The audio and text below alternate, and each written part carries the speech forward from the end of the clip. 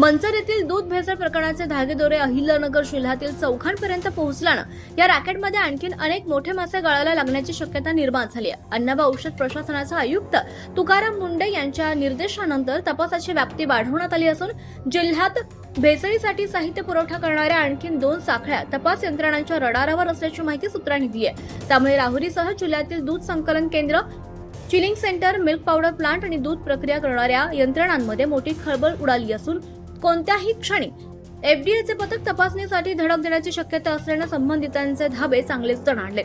मंचर येथील दूध भेसळ प्रकरणातील 26 आरोपींमध्ये अहिल्यानगर जिल्ह्यातील चौघांचा समावेश असून 13 जणांना अटक करण्यात आली आहे। अटक आरोपींना 5 दिवसांची पोलीस कोठडी मिळाली असून त्यामधील नगर जिल्ह्यातील एक आरोपी पोलिसांच्या ताब्यात असल्याचं समजतंय। या आरोपींच्या चौकशीतून कृत्रिम दूध नेमका कुठे पुरवलं जात होतं, यात आणखी किती जणांचा सहभाग आहे याबाबत धक्कादायक माहिती समोर येण्याची शक्यता आहे। तपासातील माहितीनुसार मंचर येथील मुख्य वितरक विविध प्रकारच्या पावडरी, डिटर्जंट, शॅम्पू आणि इतर रासायनिक पदार्थांच्या सहाय्याने कृत्रिम दूध तयार करण्याचा फॉर्म्युला विकत होता।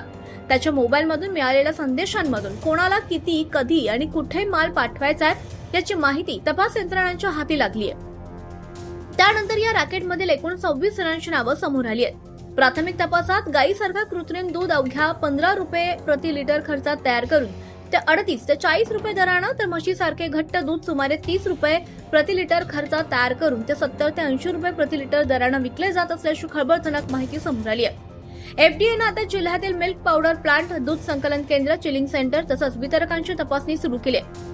मिल्क पावडरचा पुरवठा कुठून होतो, ती पुढे कुठे पाठवली जाते, दूध आणि दुग्धजन्य पदार्थांच्या निर्मितीत आवश्यक असलेल्या 22 गुणवत्ता मानकांचे पालन केलं जातं की नाही यासाठी नमुने घेऊन तपासणी केली जाणार आहे।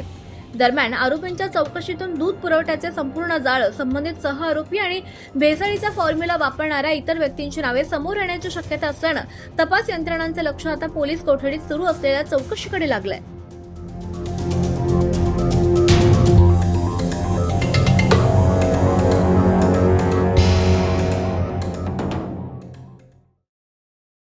आवाज जनतेचा, लढा सर्वसामान्य जनतेच्या न्याय हक्कांसाठी।